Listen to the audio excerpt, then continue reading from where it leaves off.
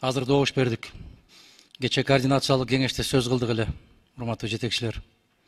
30 депутат отурабыз дагы 80 добуш беребиз деп. Азыр мына ратификация маселесине караганда СМСтер келди окшойт, WhatsApp буйруктар келди окшойт, баары чуркап келди дагы добушун берди, ошол бойдон жыты да калбай кетишти. Эч кимиси калган жок мына. Таандай болуп каптап келишет дагы 5 мүнөттөн кийин жок. Мунуну ошол телефон менен башкарыласыңар деген сөз ушул. Бул бир. Экинчиси мына биздин аркабызда Эрбаев, Айдарова, Токтошев үчөө тең жок. Үчөө тең за болуп чыгып атат. Ким бар эле? Билбейм. Себеп Токтошев кече уруксат сурап, расмий түрдө жумуш сапары менен кеткен. А киши жок. Мына ушундай. Мына момундай нерселерди баштаганыбызда бираз өзүбүздөн баштайбыз деп кече сүйлөштүк эле. Акылдашышыбыз керек эле. Кичине бир тартипке келишибиз керек деп. Тартип өзүбүздөн башталышы керек. Билем. Мен айттым өткөндө, комитетте эле айттым. Алгалай бер кыргыз эл карыздардын койнунда. Өкүрө бер, өлө бер, сыйыртмагың колуңда деп. Мына дагы кезектеги карызды алып атабыз. Эмне максатта, канча, кандай шартта эч нерсени билбей туруп, мына жердеги жок депутаттарга дагы күбөлүк бердик. Күбөлүк берип койдук. Акыретте жообун бересиңер баарыңар. Адахан Кимсанбаевич, ар ким өзүнө жооп берет. Сиз бирок эми депутаттарды айтып айтпаңыз. Биздин коллегалар болот анын барычы. Мен депутаттарды мен чакырдым, добуш берип болот. Азыркы мыйзам келгенде дагы мен чакырам. Мен аларды кыйнабайбыз. За бер же каршы бер деп, алар өздөрүнүн ою менен берет. Эми коллегаларды антип айтпайлы да, бири-бирибизди сыйлайлы да. Бул маселе азыр каралат. Может жумуштары бар, кабинеттерине кетип калышты. Кайра бир 5 мүнөт калганда мен айтам, урматтуу депутаттар келип добуш берип коюңуздар.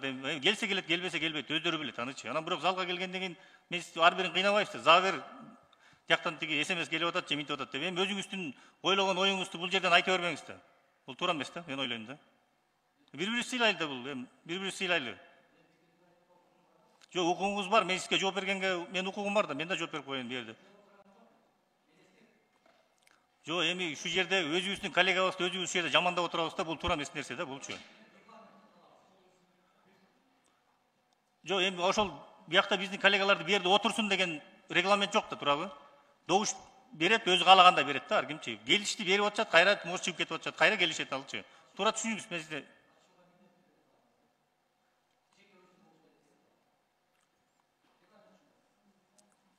Рахмат, 6-чы микрофон. Рахмат, урматтуу Нурбекович. Саламатсыздарбы, урматтуу депутаттар. Урматтуу Адахан Кимсанбаевич, биз сизди сыйлайбыз. Бирок бир депутаттын айтуусу менен бизди калың эл баардыгыбызды ошондой көрүп калып жатат. Мен дагы сизге бир эскертүү иретин айтып кетейин. Биринчи, регламентти өзүңүздүн фракцияңыз сактасын. Жок туруп добуш берип койду, өзүңүз күбөлүк берип атасыз. Өзүңүздүн жаныңызда отурган фракциянын мүчөлөрүнүн депутаттарын билбейт экенсиз. Мен өз көзүм менен көрдүм. Экинчиден, анан сиз каршы чыккан ушундай кредиттерге же болбосо гранттарга каршысаңыз, палатанын баардыгы каршы чыгыш керек эмес да. Ар бир депутаттын өзүнүн ою бар. Анан телефондон звонок келсе силер колдойсуңар, мындай кыласыңар деп биздин акыбызга кирип атасыз. Акырет жөнүндө, күнөө жөнүндө сүйлөшсүз дагы. Сиз мына өзүнүн акыбыңызга сиз кире атпайсызбы? Телефон депутат деп. Ким чалыптыр? Далилиңиз барбы? Далилдеп бериңиз, ошо депутаттын арасында мен дагы бармын. Мага ким чалып ушуну колдой деп айтты экен. Анан биздин үстүбүздөн ондой сүйлөй бербеңиз да. Мен эми сизди сыйлайм, бирок эскертүү иретин айтып коеюн. Адахан Кимсанбаевич.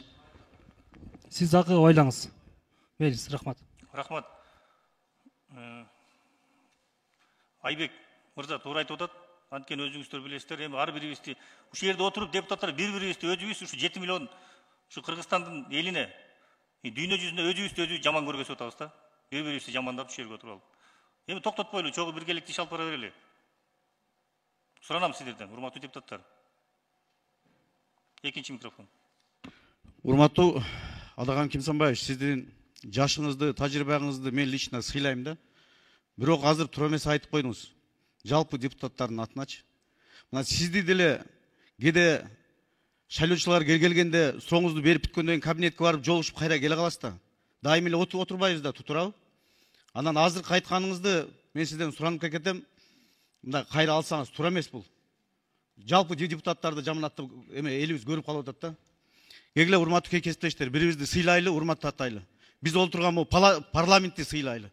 Ушул жерде дагы бири бирибиздин катабызды, бири бирибиздин эмебизди айтып турсак, анда мамлекетибизде кандай болмок эле? Келе бир эмеде болойлу, ынтымакта болойлу, бири бирибизди сыйлашайлы. Рахмат.